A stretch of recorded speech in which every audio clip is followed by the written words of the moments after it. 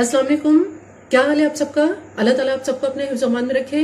Foodie study में आज एक बहुत ही मज़ेदार रेसिपी बीफ निहारी के साथ मैं आपके सामने हाजिर हूँ। ये निहारी मैंने रान के गोश्त से तैयार की है। ये बहुत ही मज़ेदार और बहुत ही लजीज निहारी तैयार होती है। इसकी रेसिपी बहुत मज़ेदार है। नान के साथ और चपाती के साथ आप इसको खा सकते हैं। इससे पहले कि इसके इंग्रेडिएंट्स क्या हैं, मेरे चैनल को अगर आपने सब्सक्राइब नहीं किया तो मेरे चैनल को ज़रूर सब्सक्राइब कीजिए, लाइक कीजिए और शेयर कीजिए। आइए चलते हैं बीफ नहारी के इंग्रेडिएंट्स की तरफ।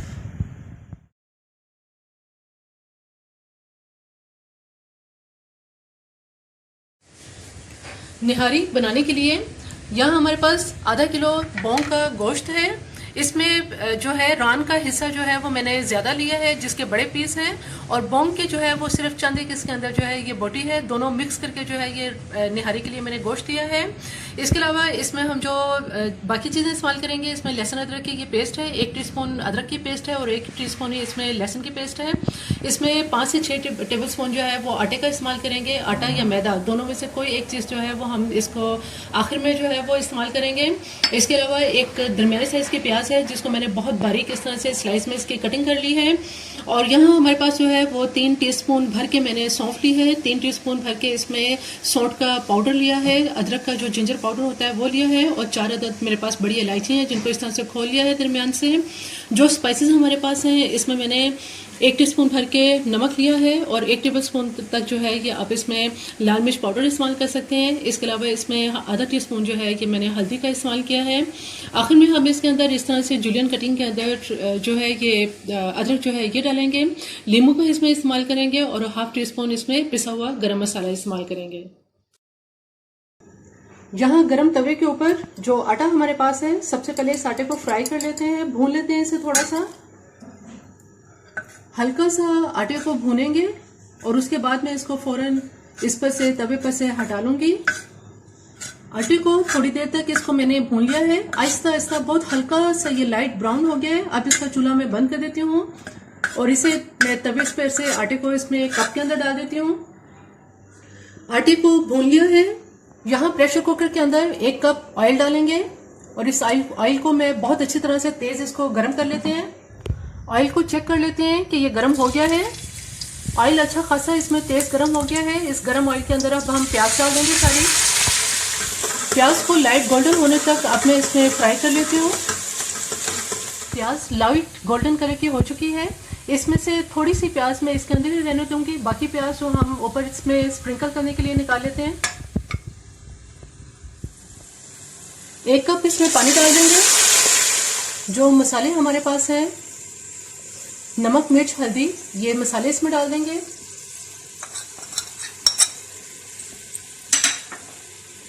इसके साथ ही इसमें लहसुन अदरक की पेस्ट डाल देंगे। मसाले को उस तरह तक भूनेंगे कि इसका जो पानी है वो बिल्कुल खुश्क हो जाए। मसाला बहुत अच्छी तरह से भून चुका है। चूंकि इसमें ऑयल जो है वो मैंने ज़्यादा डाला है ताकि आखिर में भी निहारी के ऊपर डाल सकें। इसमें से कुछ ऑयल जो है ये अब मैं बाहर निकाल लेती हूँ।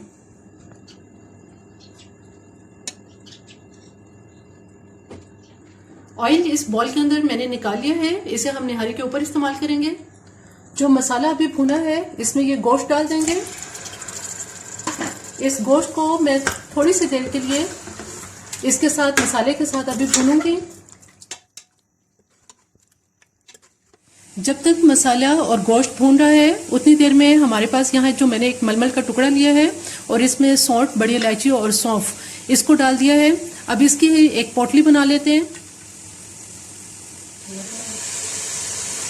गोश्त को थोड़ी देर तक मसाले के साथ भूनने के बाद कि जब इसका कलर जो है वो चेंज हो जाए, पिंक से ये वाइट हो जाए, तो अब मैं इसके अंदर पानी डाल दूंगी। इसमें इतना पानी डालेंगे कि जो गोश्त है वो अच्छी तरह से गल जाए और निहारी के लिए हमें ग्रेवी भी मिल जाए। थोड़ा सा पानी इसके अंदर मैं और डालूंगी।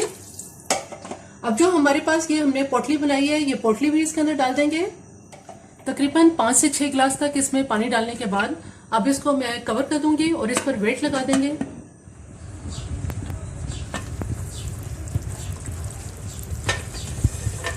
निहारी बिल्कुल तैयार है।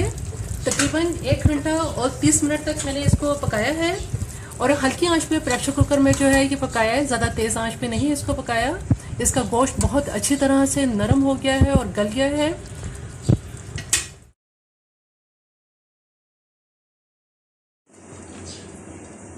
आटा जो हमने भून के रखा था, इसके अंदर आप पानी डाल के इसको पानी से थोड़ा सा डिसॉल्व कर लेंगे ताकि इसको निहारी के अंदर इसको डाल सकें और निहारी की जो ग्रेवी है वो थिक हो जाए।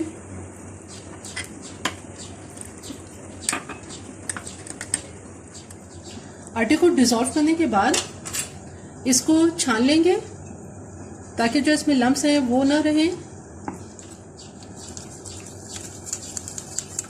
आटे को छान लिया है, इसे अब हम निहारी के अंदर डाल लेते हैं। थोड़ा थोड़ा आटा जो अभी हमने इसके अंदर मिक्स किया है थोड़ा थोड़ा डालेंगे और इसको चलाते रहेंगे। जो इसके अंदर हमारे पास पोटली है इसको अब बाहर निकाल देंगे।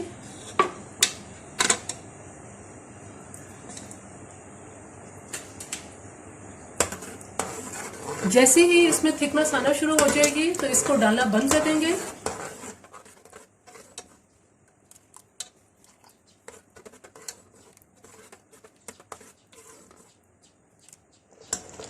निहारी बिल्कुल तैयार है। इसके अंदर आप इसकी थिकनेस ग्रेवी में देख सकते हैं कि कितनी अच्छी इसकी थिकनेस है। बहुत ज़्यादा इसको थिक नहीं करेंगे वरना ठंडा होने के बाद ये बहुत ज़्यादा गाढ़ी हो जाएगी।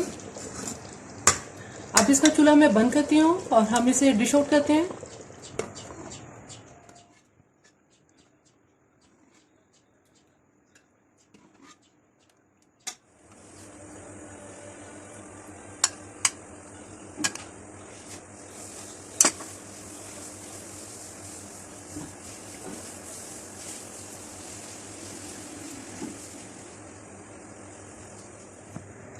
बीफ निहारी बिल्कुल तैयार है। ये बहुत ही मज़ेदार और बहुत ही लजीज बीफ निहारी तैयार होती है। इसका जायका बहुत ही मज़ेदार होता है। मेरी ये रेसिपी आपको पसंद आए तो मेरे चैनल को जरूर सब्सक्राइब कीजिए, लाइक कीजिए और शेयर कीजिए। सब्सक्राइब के साथ बेल आइकन को जरूर प्रेस करें, ऑल के ऑप्शन पे क्लिक करें ताकि हर आने वाली वीडियो का नोटिफिकेशन आपको मिल सके।